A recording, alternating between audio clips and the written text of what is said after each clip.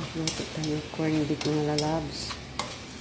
Ito lang iulam ko at saka yung sabaw na sinigang. Sapat na. Corn beef is gusto ko sa corn beef yung basa. Yung may bawang, sibuyas, kamatis. Kulang pa nga sa sibuyas eh. Gusto ko pinakamaraming sibuyas. Eh wala na. Diba? Gusto ko yung basa talaga. Basa. Maraming kamatis. Ikontik lang ang kamatis. Eh, diba? Yan eh. Ay, kalama. Tapos, sinigang. Initin ko muna. Kain tayo kay nagutom yung tami-tami ko. I love you all, followers, viewers, supporters. I love you, Mrs. Love. Kain tayo. Yung tanghalian ko ngayon na lang. Yan, baka dumikit. Tingnan nyo, ito ang niluto kong bangus ng nakaraang araw. Ka-pressure kasi. Kailangan mainit. Ayan. Tignan na sobra ng init. Kumukulo na siya guys. Dami pong ulam.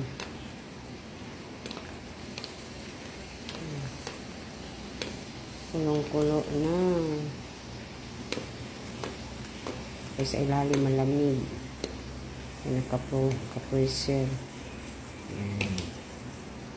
Ayan, dito na tayo. Kain na tayo.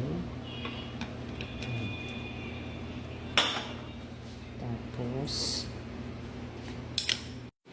ayan ang pagkain ko guys. Ayan ang iulam ko. Diba masarap? Corn beef, kanin, bangus. Kuha ako ng juice. Ayan. Kompletong-kompleto na. Yung juice, kalamansi. Tapos, lagyan natin yelo kay para malamig. Sobra kasing init sa panahon guys. Kaya yan. Diba? Kain muna tayo. Nam-nam muna tayo. Nam-nam. Anong oras na tanghalian ko? Alas 5 hanggang ano na to? Hapunan. Hindi na ko kakain ng kanin. Mamaya. Magkape na lang ko mamaya. Ito ang ulam ko bangus. Corn beef. Juice na dalang. Kalamansi juice pala. Kalamansi juice. Tsaka kanin. Kain tayo. Laban lang tayo mga lalabs. Love you all. And thank you so much for your support and watching my video. Laban lang tayo. Good day. Don't forget to pray the Lord Jesus. I love you. I love you more. Love you. Watch.